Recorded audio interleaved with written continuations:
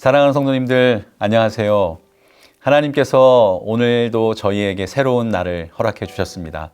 또 이 날을 살아갈 힘을 주시기 위해 이 매일의 묵상의 자리를 허락하신 줄 믿습니다. 이 자리 통해서 귀한 은혜가 넘치는 시간 되기를 축복합니다. 제가 먼저 본문의 말씀을 읽어드릴게요.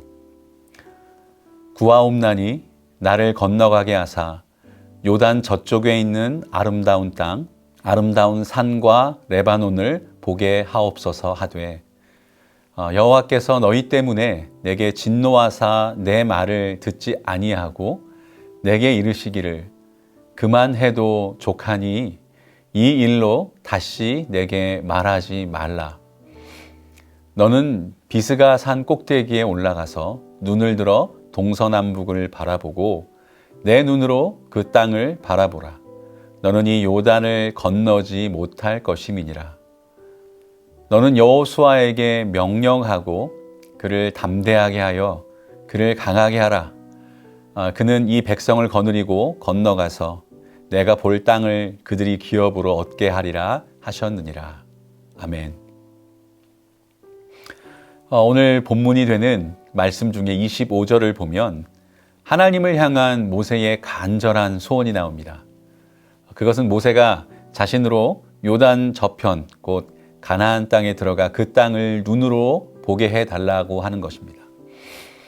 모세는 일전에 무리바 물 사건으로 인해서 하나님으로부터 가나안에 들어가지 못하리라는 그런 선고를 받았었죠. 민수기 20장 10절에서 12절 말씀인데요. 모세와 아론이 회중을 그 반석 앞에 모으고 모세가 그들에게 이르되 반역한 너희여 들으라. 우리가 너희를 위하여 이 반석에서 물을 내랴 하고 모세가 그의 손을 들어 그의 지팡이로 반석을 2번 치니 물이 많이 솟아나오므로 회중과 그들의 짐승이 마시니라. 여호와께서 모세와 아론에게 이르시되 너희가 나를 믿지 아니하고 이스라엘 자손의 목전에서 내 거룩함을 나타내지 아니한 고로 너희는 이 회중을 내가 그들에게 준 땅으로 인도하여 드리지 못하리라 하시니라. 여러분, 그렇지만 오늘 본문의 모세는 하나님께 그에 대한 결정을 다시 한번 생각해 주시도록 간절히 구한 겁니다. 하지만 모세의 간구에 대한 하나님의 응답은 단호하셨죠. 26절 말씀을 보면 모세의 간구에 대한 하나님의 응답은 이렇습니다. 그만해도 족하니 이 일로 다시 내게 말하지 말라라는 것입니다.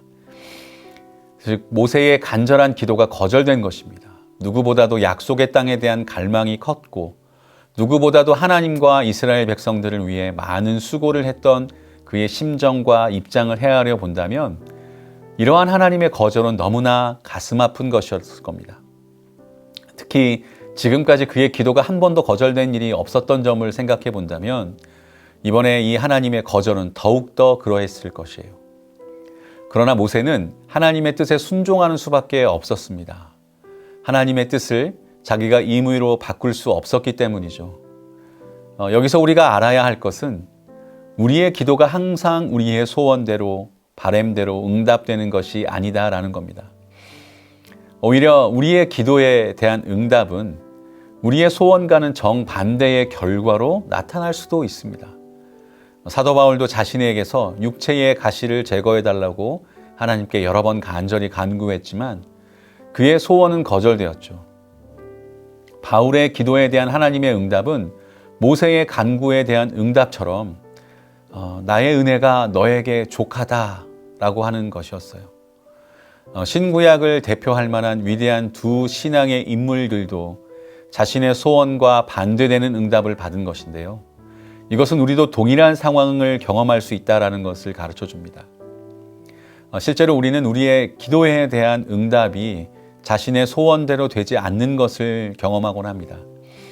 그러나 그럴 때라도 우리는 하나님을 원망하거나 불평해서는 안 될 것입니다. 왜냐하면 거절하심조차 하나님께서 우리에게 주시는 가장 좋은 응답이 되기 때문입니다. 마태복음 7장 11절에 보면 주님은 하나님께서 구하는 자에게 좋은 것으로 주신다고 약속하셨죠. 말씀을 읽어보겠습니다. 너희가 악한 자라도 좋은 것으로 자식에게 줄 줄 알거든 하물며 하늘에 계신 너희 아버지께서 구하는 자에게 좋은 것으로 주시지 않겠느냐. 여러분, 그렇기에 우리는 이 약속을 믿고 우리의 소원과 다른 응답이 주어지면 그것이 내게 더 좋고 합당했기 때문인 것으로 우리는 받아야 할 것입니다. 우리는 그만해도 족하다, 내 은혜가 너에게 족하다는 그 하나님의 뜻을 믿음으로 감사함으로 받아야 할 것입니다. 하나님은 우리가 소원을 아뢰면 항상 그렇게 해 주시겠다고 하시지만은 않아요. 그것은 부모가 자녀의 모든 소원을 들어주지 않는 것과 마찬가지입니다. 부모가 자녀의 소원이 합당하면 그대로 들어주고 합당하지 않으면 들어주지 않거나 다르게 들어주듯이 하나님도 우리의 소원에 대해 그러하신 참 좋으신 아버지 하나님이십니다. 우리는 이 원리를 알고 기도의 결과까지도 하나님께 맡기는 저와 여러분들 되시기를 축복합니다. 또 한 가지, 오늘 본문을 통해서 깨달을 수 있는 것은 하나님은 내가 아니더라도 하나님의 일을 아름답게 이루어 가신다라는 겁니다. 모세는 모세의 때가 있는 것이고 이제 하나님은 여호수아를 세우셔서 하나님의 일을 이어가시는 것인데요. 그래서 모세에게 다음과 같은 명령을 주십니다. 28절 말씀인데 너는 여호수아에게 명령하고 그를 담대하게 하며 그를 강하게 하라. 그는 이 백성을 거느리고 건너가서 내가 볼 땅을 그들이 기업으로 얻게 하리라 하셨느니라. 모세의 입장에서는 자기가 잘 마무리하고 싶어하는 그런 마음도 있었을 겁니다. 그러나 하나님이 모세를 통해 마지막으로 하시고자 하는 것은 다음 세대를 세우는 것이었고 그것이 하나님의 뜻이었습니다. 성도요, 또 하나님의 백성인 우리도 기도를 하든지 또 다른 무엇을 할 때에 언제나 하나님의 뜻을 최우선순위에 두어야 할 줄 믿습니다.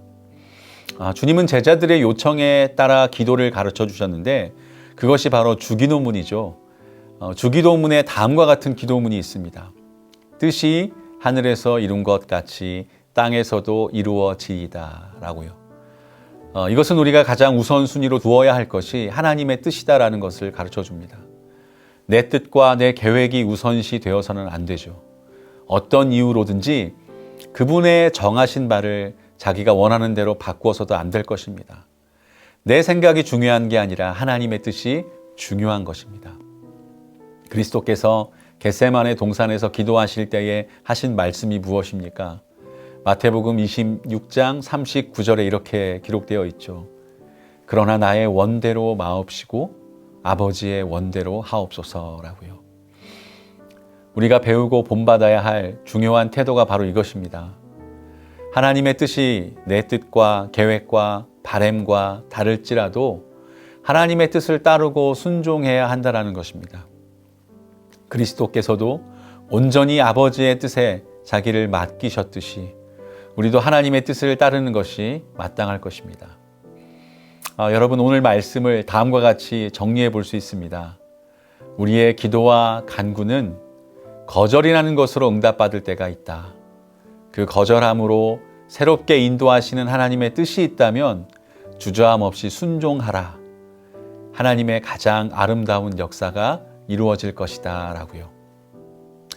때로 우리에게 그만해도 족하다라고 하실지라도 내 은혜가 너에게 족하다라고 하실지라도 네가 아니라 다른 사람을 통해서 일을 이어가겠다라고 하실지라도 그것이 하나님의 뜻이라면 우리에게 가장 좋은 응답이요 가장 아름다운 축복이라는 것을 믿음으로 받아 순종하며 살아가는 저와 여러분 되시기를 간절히 축원합니다.